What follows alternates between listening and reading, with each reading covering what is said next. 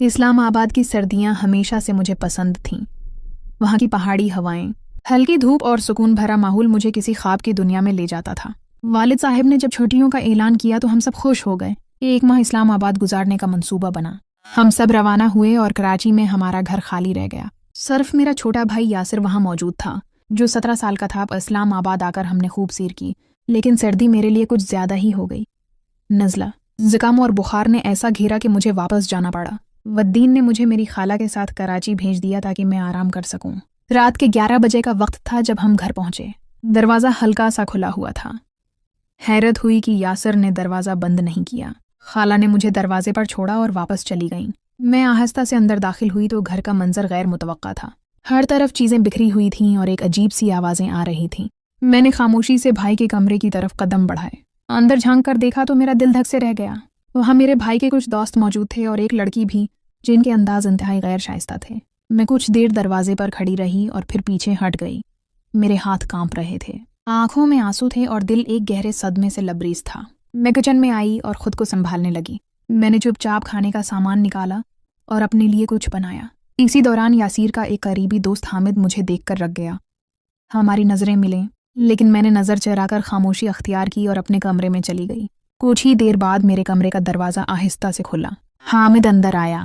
اس کی حالت نشے میں تھی۔ میں فوراً کھڑی ہو گئی اور سخت لہجے میں کہا، یہ وقت اور جگہ مناسب نہیں، برائے مہربانی باہر جائیں۔ لیکن اس نے میری بات کو نظر انداز کیا اور کمرے کا دروازہ بند کر دیا۔ میں خوفزدہ ہو گئی۔ میں نے اس سے فاصلہ بنانے کی کوشش کی، لیکن اس نے مجھے دھکیل کر بستر پر بٹھا دیا۔ میری آواز حلق میں اٹک گئی۔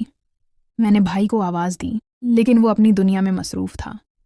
میں نے خود کو بچانے کی ہر ممکن کوشش کی، لیکن حامد کا رویہ درندہ صفت ہو چکا تھا۔ اس نے میرے اعتماد، میری خاموشی اور میری بے بسی کو کمزوری سمجھا۔ وہ رات میری زندگی کی سب سے طویل رات تھی۔ اگلے دن میں نے کسی سے کچھ نہ کہا۔ ماں کو پریشان کرنا نہیں چاہتی تھی، اور بھائی سے تو اب اعتماد اٹھ چکا تھا۔ میں نے خود کو روزمرہ کے کاموں میں مصروف رکھنے کی کوشش کی، لیکن دل کا سکون چھن چکا تھا۔ اس کی درندگی وہیں ختم نہ ہوئی۔ اگلی رات وہ پھر آیا۔ اس بار میری خاموشی نے اسے اور بے خوف کر دیا تھا۔ میں پھر اس کا نشانہ بندی۔ میرے آنسو، میری کانپتی ہچکیاں، کچھ بھی اسے روک نہ سکیں۔ میں بے بس تھی، میری روح زخمی ہو چکی تھی۔ کئی دن اسی حالت میں گزرے۔ میں نے اندر ہی اندر گھٹن محسوس کرنا شروع کر دی۔ جب ماں کو فون کیا تو صرف یہی کہا، آمی، میری طبیعت بہت خراب ہے، جلدی واپس آ جائیں۔ وہ فوراً آ گئیں۔ میری حالت دیکھ کر وہ پریشان ہو گئیں۔ مجھے فوراً ہسپتال لے جایا گیا، جہاں ڈاکٹر نے چیک اپ کے بعد بتایا کہ میں حمل سے تھی۔ یہ خبر بجلی بن کر گری۔ میری ماں صدمے میں آ گئیں۔ ان کے لیے یہ ناقابل یقین تھا۔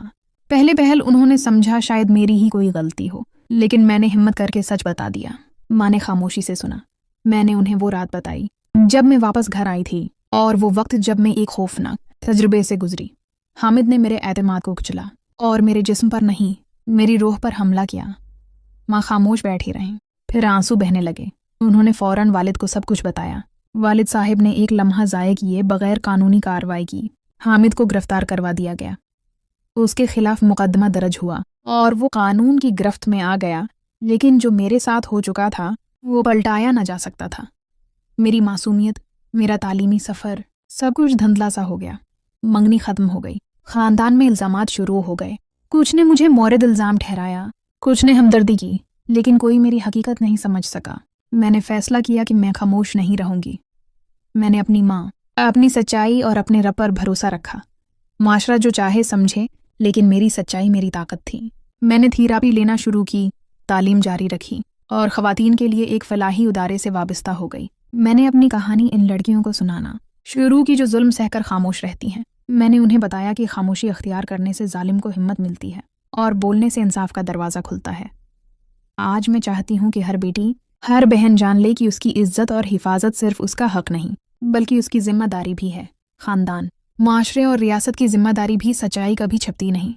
ظلم کا جواب خاموشی نہیں، آواز ہے۔ اور جب